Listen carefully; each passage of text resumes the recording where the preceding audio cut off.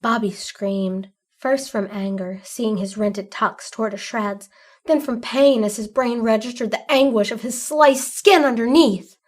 Heather rolled her eyes. Oh my God, seriously? Chill. You knew what you were getting into. You were totally warned. This is a horror podcast after all.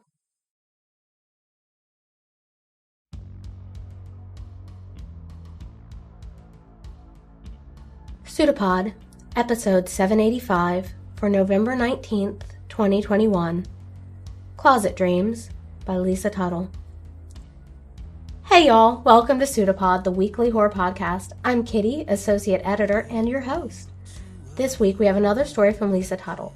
You can hear her work on episode 450, The Horse Lord, and 477, Bug House. Before we go any further, I'm going to need y'all to check the content warnings on this one if you are at all prone to sending angry emails that start with, "How dare you?" This story, like the previous Tuttle stories we've run, isn't for everyone. This is the type of story that could be traumatic instead of entertaining, and making that call is your responsibility. We will not take it personally if you pass on it. No worries. Okay, let's keep going then. Secure in our autonomy and freedom of choice. Born and raised in Texas, Lisa has lived in a remote, rural part of Scotland for the past 25 years. Her first novel, Windhaven, a collaboration with George R.R. Martin, was published in 1981. This was followed by her horror novel, Familiar Spirit, in 1983, which is demonic possession that isn't just a metaphor for ownership of women's bodies, so that's different. Tuttle has gone on to write novels of psychological suspense, science fiction, and contemporary mythic fantasy, as well as many books for children and young adults, and some nonfiction. So, while everything I've read of hers is a whole mood of unease and terror, she doesn't want to be locked into the horror closet, saying, "I have always been drawn to the weird, the strange, the supernatural in fiction. That is certainly my natural territory." Short stories were her first love and remain important. Her first story collection, A Nest of Nightmares, was published in the UK in 1986, and 2 years later featured in Horror 100 Best Books, edited by Stephen Jones and Kim Newman, and most recently in Paperbacks from Hell by Grady Hendrix. A number of her short stories have appeared in Best of the Year anthologies and been nominated for awards. She edited the influential anthology of horror stories by women writers, Skin of the Soul, first published in 1990.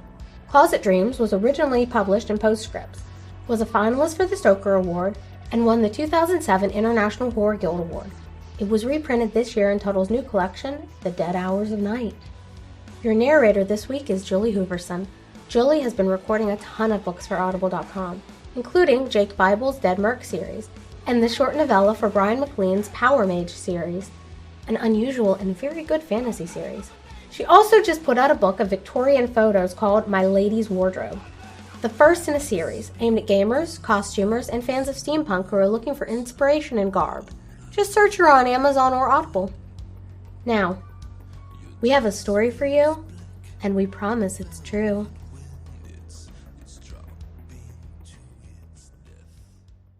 Closet Dreams by Lisa Tuttle. Narrated by Julie Hooverson. Something terrible happened to me when I was a little girl. I don't want to go into details. I had to do that far too often in the year after it happened.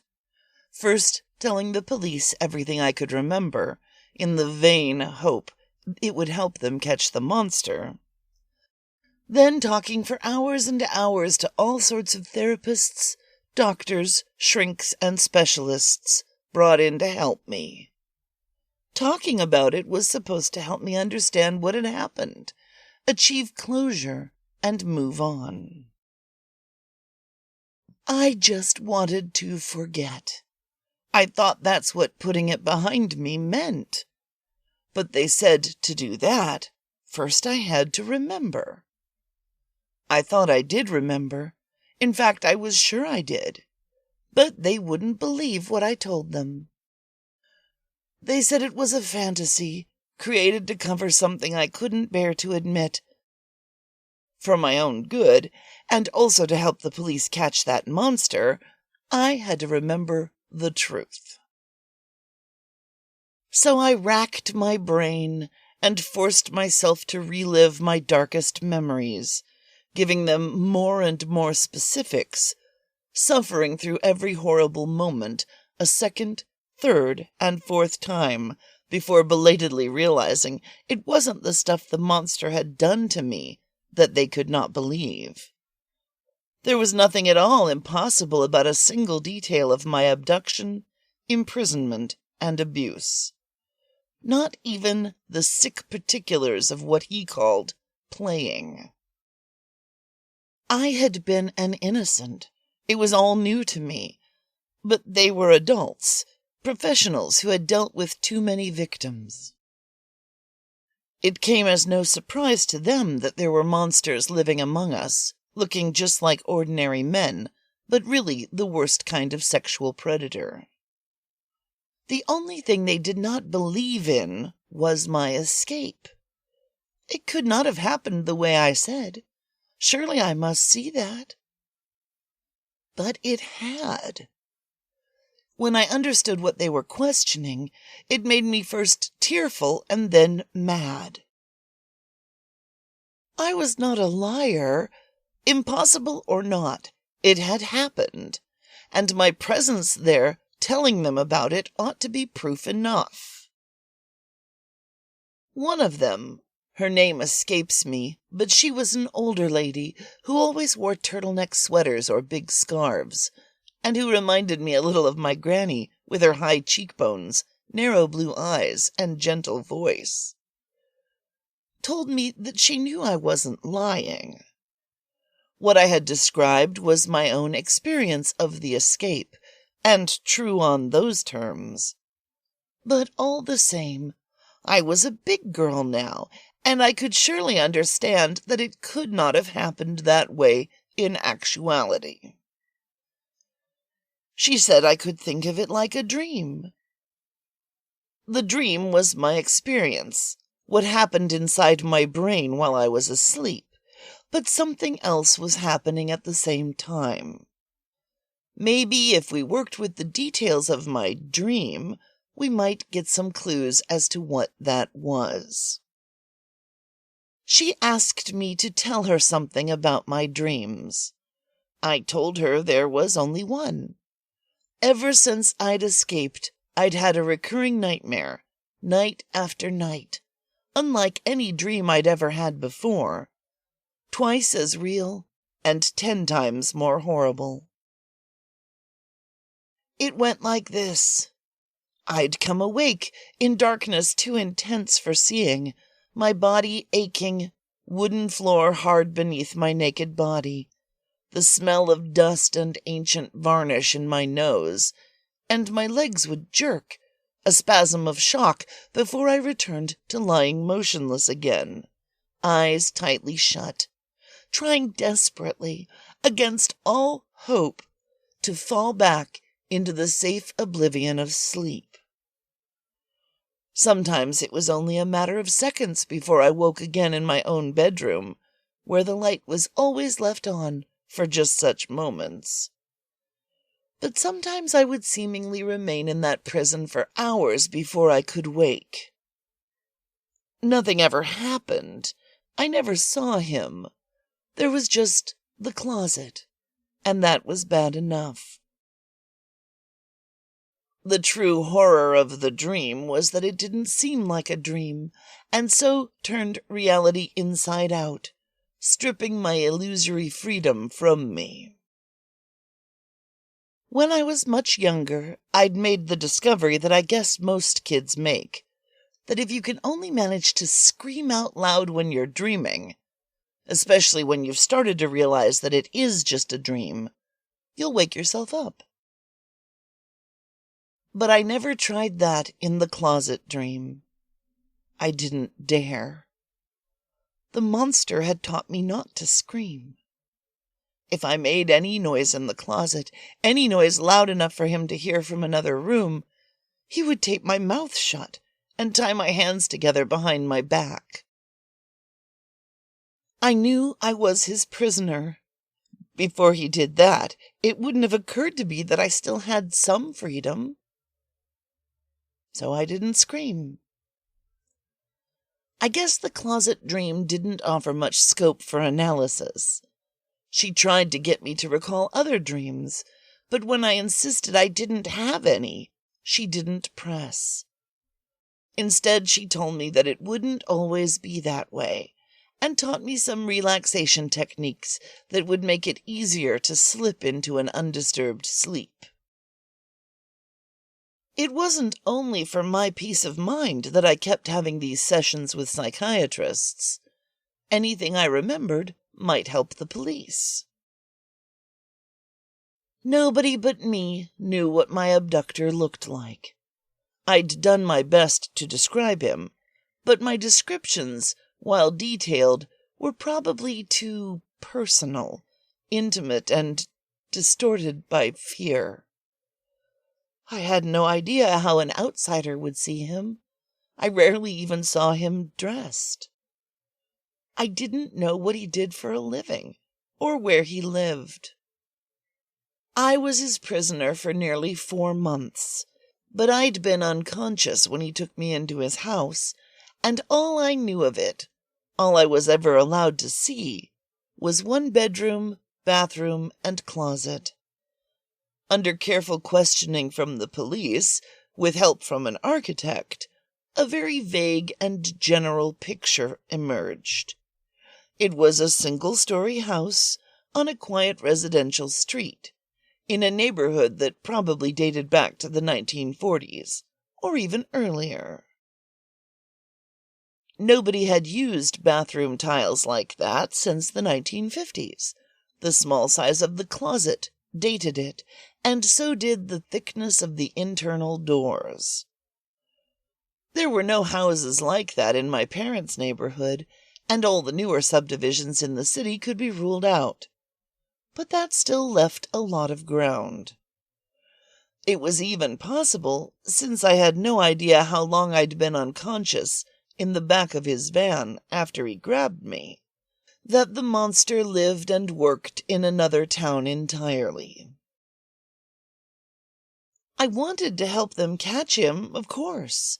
So although I hated thinking about it, and wanted only to absorb myself back into my own life with my parents, friends, and school, I made myself return, in memory, to my prison and concentrated on details.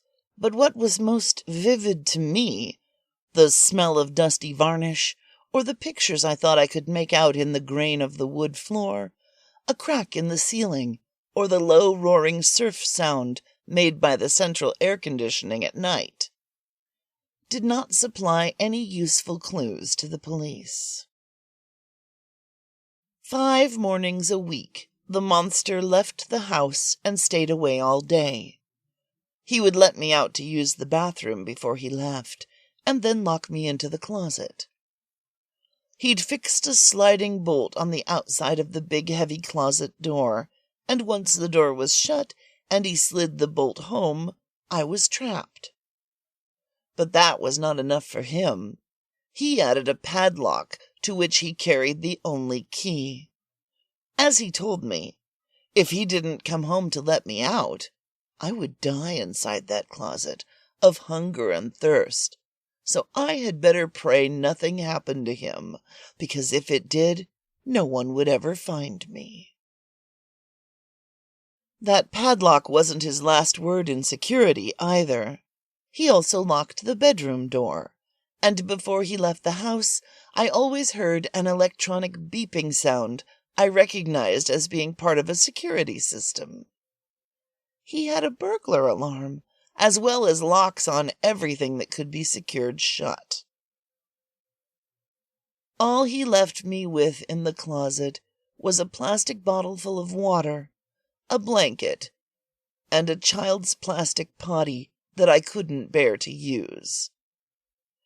There was a light fixture in the ceiling, but he'd removed the light bulb, and the switch was on the other side of the locked door. At first I thought his decision to deprive me of light was just more of his meaningless cruelty, but later it occurred to me that it was just another example like the padlock and the burglar alarm, of his overly cautious nature. He'd even removed the wooden hanging rod from the closet, presumably afraid that I might have been able to wrench it loose and use it as a weapon against him. I might have scratched him with a broken light bulb. Big deal. It wouldn't have incapacitated him, but it might have hurt, and he wouldn't risk even the tiniest of hurts. He wanted total control. So all those daylight hours when I was locked into the closet, I was in the dark except for the light which seeped in around the edges of the door, mainly from the approximately 3/4 of an inch that was left between the bottom of the door and the floor. That was my window on the world. I thought it was larger than the gap beneath our doors at home. The police architect said it might have been because the carpet it had been cut to accommodate had been removed. Alternatively, my captor might have replaced the original door because he didn't find it sturdy enough for the prison he had planned.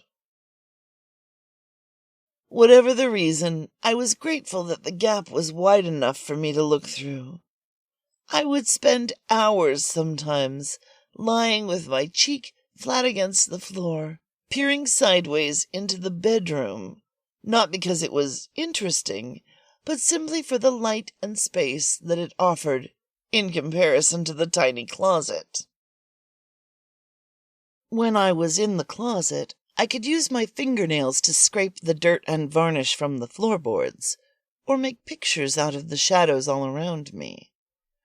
There was nothing else to look at except the dirty cream walls, and the most interesting thing there, the only thing that caught my eye and made me think, was a square outlined in silvery duct tape.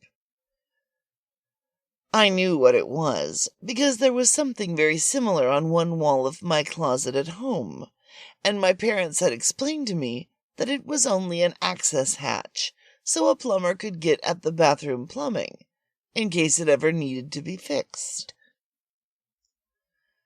Once that had been explained, and I knew it wasn't the entrance to a secret passage or a hidden room, it became uninteresting to me. In the monster's closet, though, a plumbing access hatch took on a whole new glamour. I thought it might be my way out, even though I knew there was no window in the bathroom, and the only door connected it to the bedroom. It was at least an escape from the closet. I wasn't sure an adult could crawl through what looked like a square-foot opening, but I knew I could manage. I didn't care if I left a little skin behind. I peeled off the strips of tape, got my fingers into the gap, and with a little bit of effort managed to pry out the square of painted sheetrock. But I didn't uncover a way out. There were pipes revealed in a space between the walls, but that was all. There was no opening into the bathroom, no space for a creature larger than a mouse to squeeze into.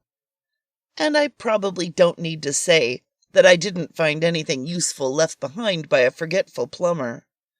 No tools or playthings or stale snacks. I wept with disappointment, and then I sealed it up again, carefully enough, I hoped, that the monster would never notice what I'd done. After that, for the next 13 weeks or so, I never touched it. But I looked at it often, that small square that so resembled a secret hatchway, a closed-off window, a hidden opening to somewhere else. There was so little else to look at in the closet, and my longing, my need for escape was so strong that of course I was drawn back to it. For the first few days I kept my back to it, and flinched away even from the thought of it, because it had been such a letdown. But after a week or so I chose to forget what I knew about it, and pretended that it really was a way out of the closet, a secret that the monster didn't know. My favorite thing to think about, and the only thing that could comfort me enough to let me fall asleep, was home. Going home again. Being safely back at home with my parents and my little brother and Puzzle the cat. Surrounded by all my own familiar things in my bedroom. It wasn't like the relaxation techniques the psychiatrist suggested, thinking myself into a place I loved. That didn't work. Just thinking about my home could make me cry and bring me more rigidly awake on the hard floor in the dark, narrow closet. Too aware of all that I had lost and how impossibly far away it was now. I had to do something else. I had to create a little routine, almost like a magic spell, a mental exercise that let me relax enough to sleep. What I did was, I pretended I had never before stripped away the tape and lifted out that square of sheetrock in the wall. I was doing it for the first time. And this time, instead of pipes in a shallow cavity between two walls, I saw only darkness. A much deeper darkness than that which surrounded me in the closet, and which I knew was the opening to a tunnel. It was kind of scary. I felt excited by the possibility of escape, but that dark entry into the unknown also frightened me. I didn't know where it went. Maybe it didn't go anywhere at all. Maybe it would take me into even greater danger. But there was no real question about it. It looked like a way out, so of course I was going to take it. I squeezed through the opening and crawled through darkness along a tunnel which ended abruptly in a blank wall. Only the wall was not entirely blank. When I ran my hands over it, I could feel the faint outline of a square that had been cut away, just like in the closet I'd escaped from, only at this end, the tape was on the other side. I gave it a good hard punch and knocked out the piece of sheetrock, and then I crawled through, and found myself in another closet. Only this one was ordinary, familiar and friendly, with carpet comfy underfoot, clothes hanging down overhead, and when I grasped the smooth metal of the doorknob, it turned easily in my hand and let me out into my own beloved bedroom. After that, the fantasy could take different courses. Sometimes I rushed to find my parents. I might find them downstairs, awake and drinking coffee in the kitchen, or they might be asleep in their bed, and I'd crawl in beside them to be cuddled and comforted as they assured me there was nothing to fear. It was only a bad dream. At other times, I just wandered around the house, rediscovering the ordinary domestic landscape, reclaiming it for my own, until finally I fell asleep. My captivity continued, with little to distinguish one day from another, until that time that I got sick. Then the monster was so disgusted by me, or so fearful of contagion, that he hardly touched me for a couple of days. His abstinence was no sign of compassion. It didn't matter to him if I was vomiting or shaking with feverish chills. I was locked into the closet and left to suffer alone, as usual. I tried to lose myself in my comfort dream, but the fever made it difficult to concentrate on anything. Even in the well-rehearsed routine, I kept mentally losing my place, having to go back and start over again, continuously peeling the tape off the wall and prying out that square of sheetrock again and again, until, finding it unexpectedly awkward to hold, I lost my grip and the thing came crashing down painfully on my foot. It was only then, as I blinked away the reflexive tears and rubbed the soreness out of my foot, that I realized it had really happened. I wasn't just imagining it. In my feverish stupor, I'd actually stood up, pulled off the tape, and opened a hole in the wall. and it really was a hole this time. I stared, dumbfounded, not at pipes in a shallow cavity, but into blackness. My heart began to pound. Fearful that I was just seeing things, I bent over and stuck my head into it, flinching a little, expecting to meet resistance. But my head went in, and my chest and arms. I stretched forward and wriggled into the tunnel. It was much lower than in my fantasy, not big enough to allow me to crawl. If I'd been a couple of years older or 5 pounds heavier, I don't think I would have made it. Only because I was such a flat-chested, narrow-hipped, skinny little kid did I fit, and I had to wriggle and worm my way along like some legless creature. I didn't care. I didn't think about getting stuck, and I didn't worry about the absolute suffocating blackness stretching ahead. This was freedom. I kept my eyes shut and hauled myself forward on hands and elbows, pushing myself ahead with my toes. Somehow I kept going, although the energy it took was immense, almost more than I possessed. I was drenched in sweat and gasping. The sound of my own breathing was like that of a monster in pursuit. But I didn't give up. I could not. And then I came to the end. A blank wall. But that didn't worry me, because I'd already dreamed of this moment, and I knew what to do. I just had to knock out the bit of plasterboard. Nothing but tape held it in. One good punch would do it. Only I was so weak from illness, from captivity, from the long, slow journey through the dark, that I doubted I had a good punch in me. But I couldn't give up now. I braced my legs on either side of the tunnel and pushed with all my weight. Pushed so hard I thought my lungs would burst. I battered it with my fists and heard the feeble sound of my useless blows like hollow laughter. Finally, trembling with exhaustion, sweating rivers, I hauled back, gathered all the power I had left, and launched myself forward, using my head as a battering ram. And that did it. On the other side of the wall, the tape tore away, and as the square of sheetrock fell out and into my bedroom closet, so did I. I was home. I was really and truly home at last.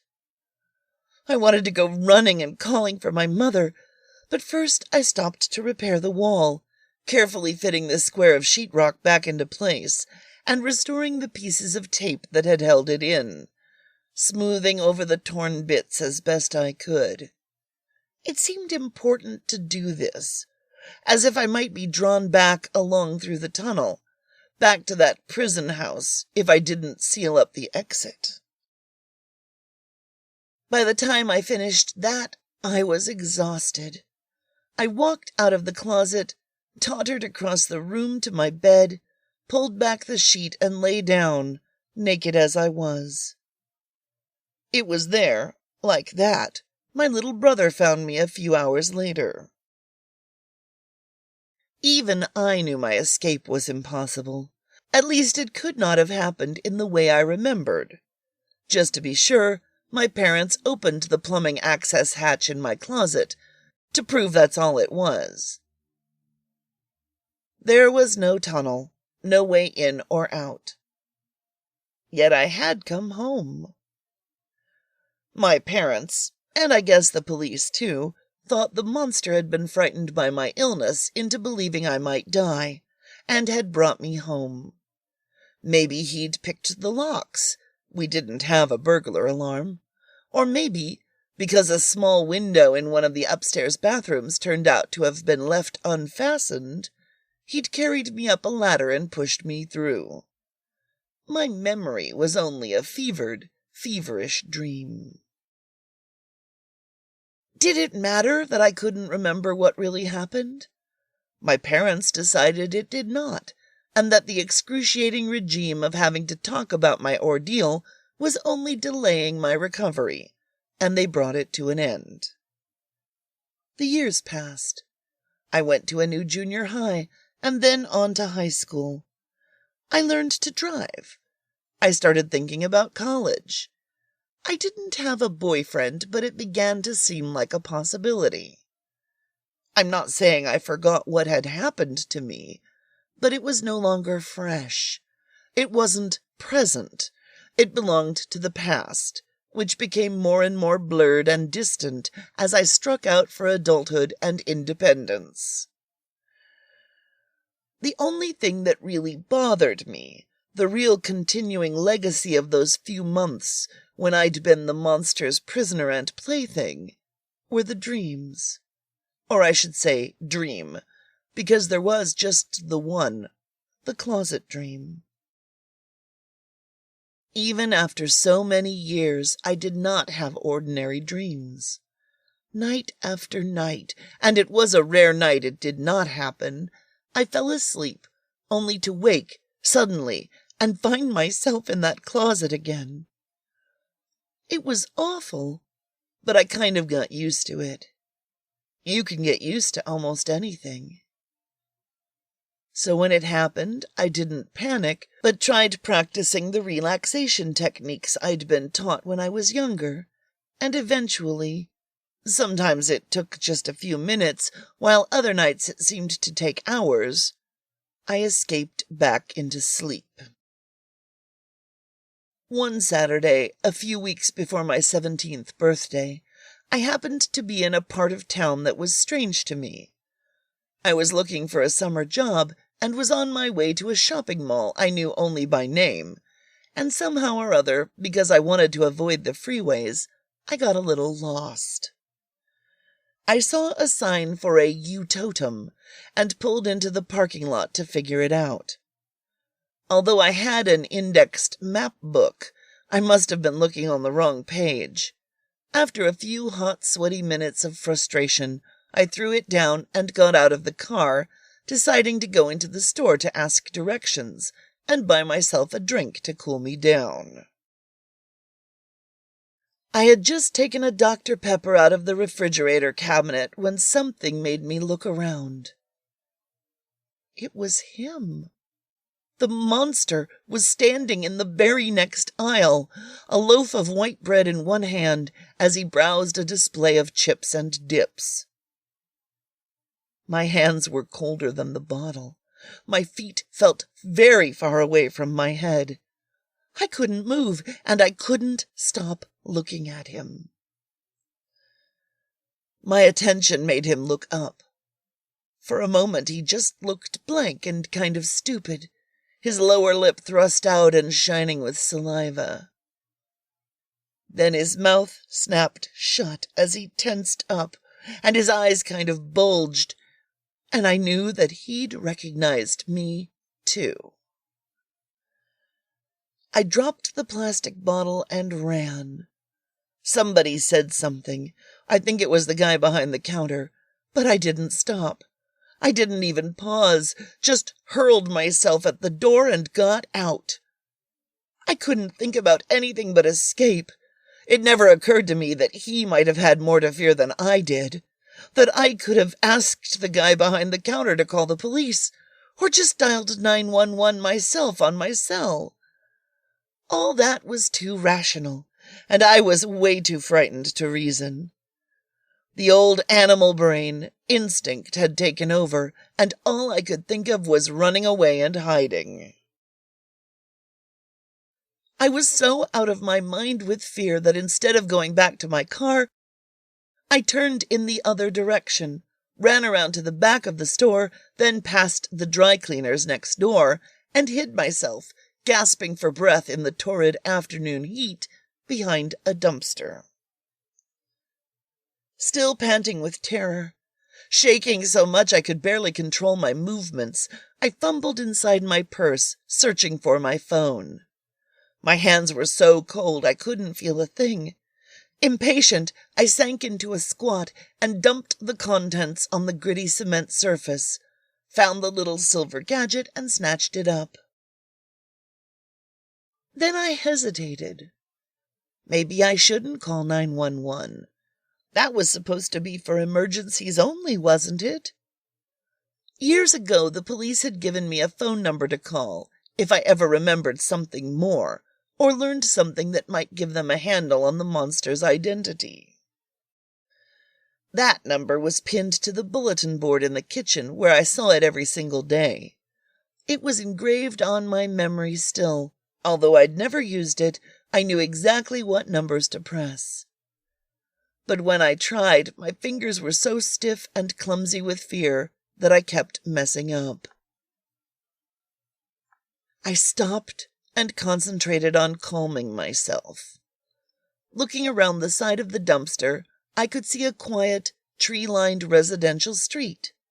It was an old neighborhood. You could tell that by the age of the trees and the fact that it had sidewalks. I was gazing at this peaceful view, feeling my breath and pulse rate going back to normal, when I caught another glimpse of the monster.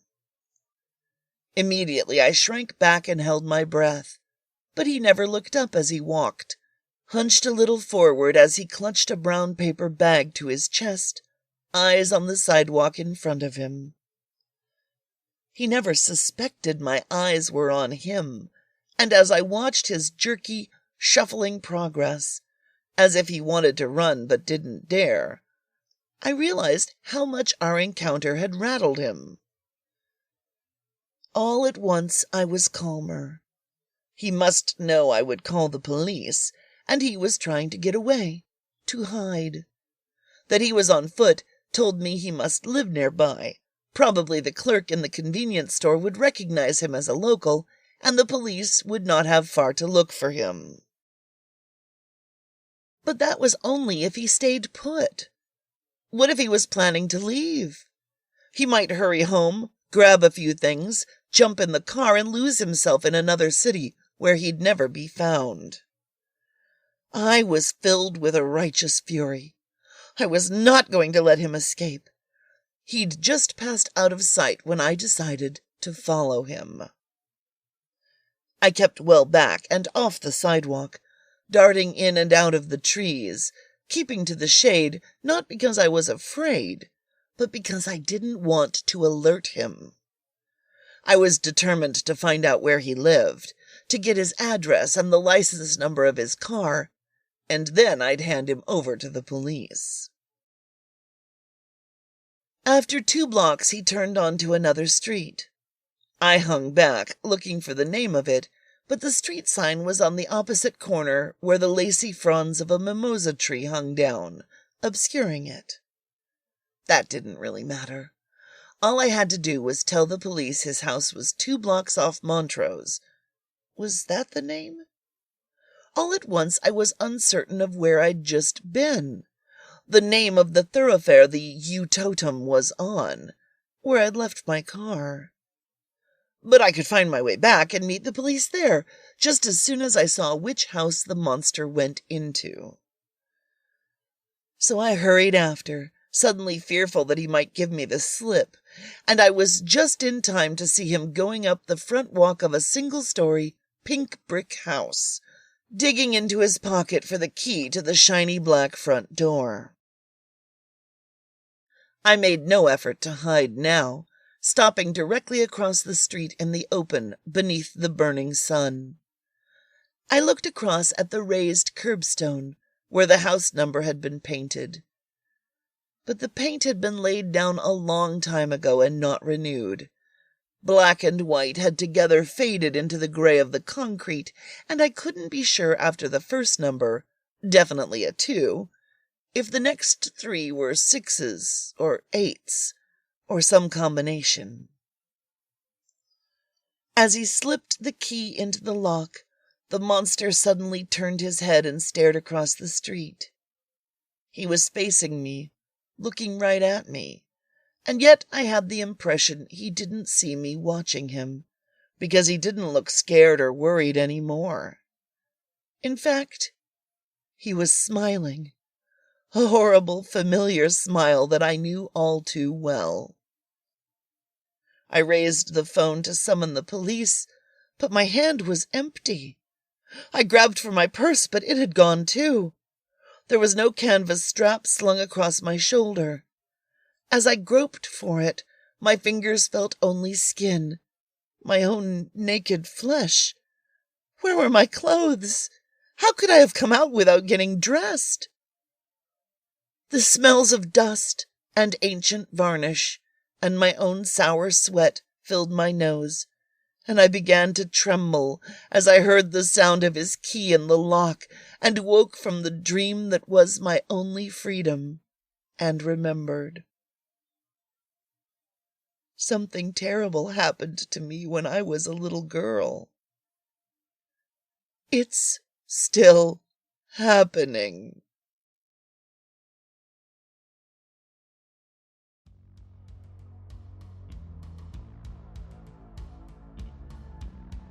Welcome back. Maybe. Unless none of this is real and you are imagining my voice to bring you a tiny bit of comfort, a moment of escape. This story messed me up, y'all. I didn't realize it was all a dream until the last few seconds. That is good writing. It gets you thinking. What is real and how do you know? I have very realistic dreams. Some are just everyday boring things. Some that become memories of things that might not have ever happened. In my dreams, I seldom think I'm dreaming. And when it does occur, I look around at the normal places and people, the understandable chain of events, and think, nah, this seems real. And sometimes when I'm awake, like just now, I question it and say, nah, this seems real. I knew a guy in college who'd been in a horrific accident and spent over 6 months in medically induced coma. While he was sleeping, his life kept going. He went to class. He got engaged to his girlfriend. He visited his family, hung out with friends, ate lunch, took showers. It was all totally believable, and he woke up with a set of memories of things that never happened. How do you reconcile that? A perfectly reasonable set of memories and realities that everyone around you told you didn't happen. I read The Dead Hours of Night, the collection this story comes from, while all the associate editors were locked in the slush dungeon reading 2021's horror collections and anthologies. It took me a while to read this collection because some of the stories touched a nerve and I needed to take a step away. That's what Tuttle does. She burrows under your skin, climbs up your spinal cord, and settles into the dark part of the brain where you hide your real fears and anxieties, where you keep your worst memories, hoping they grow blurry beneath dust and cobwebs. Tuttle's stories shake you, knock away the accumulated time, which can be bad if there are memories you packed away for a good reason. A few stories in this collection were in the running for us to buy and publish. The one I liked most, if like is the right word, was My Pathology, which gets into some of my personal fears, such as body autonomy, codependency, sacrifice, and gaslighting in romantic relationships, not to mention the body horror of pregnancy and disease. Both Closet Dreams and My Pathology explore the question, is this real? Is this really happening? Can I trust my own perceptions? Which are questions I assume everyone asks sometimes, but I think people who have suffered abuse ask a lot more often. It's a question women who are living in, trying to escape, or healing from domestic violence ask themselves over and over. Trust me. I know. In fact, most of the stories in The Dead Hours of the Night put fantastical, capital W weird, and supernatural veils over real and sadly normal women's fears. The honesty of her stories is jarring when she hits too close to home. Which is why I recommend this book, especially for people who are not raised female, who aren't female-bodied or perceived as women. Tuttle, in fiction, is able to tell truths about the experience of being female in a patriarchy that are hard to understand if you haven't lived it. Knowing that sometimes your body doesn't belong to you. Knowing that other people are bigger, stronger, more powerful, and, most importantly, more likely to be believed than you. Knowing that trying to get justice is more likely to hurt you, alienate and ostracize you, than it is to punish your abuser. Knowing that men's tears get them sympathy, but that you lose credibility if you cry. Knowing that his one mistake will be forgiven because he has a bright future. Knowing that even if you get away, you don't ever completely escape. A big thanks to Julie for her excellent reading and Chelsea for production magic. Alistair has been telling y'all for a while that Escape Artists is now paying associate editors. In case you've wondered what that means, he's talking about me and the rest of the Slush Dungeon denizens. Associate editors are the first line of contact for every magazine and author. EA is paying us at a reduced rate, but it's still freaking awesome because many publications don't pay Slush readers at all. We are funded by the donations of our listeners. That means you. Go to pseudopod.org and click on Feed the Pod to find out more. If you can't give money, which is totally okay, I get that. I can't give money. You can donate time. Tell people about us. Share our stories on social media. Let us know you like our work. Robot voice time. PseudoPod is part of Escape Artists Incorporated and is distributed under a Creative Commons Attribution Non-Commercial No Derivatives 4.0 International License. Theme music is by permission of Anders Manga. PseudoPod will be back next week. Until then, this is Kitty Sarkozy, regretfully telling you, PseudoPod knows that it's still happening. Wake up.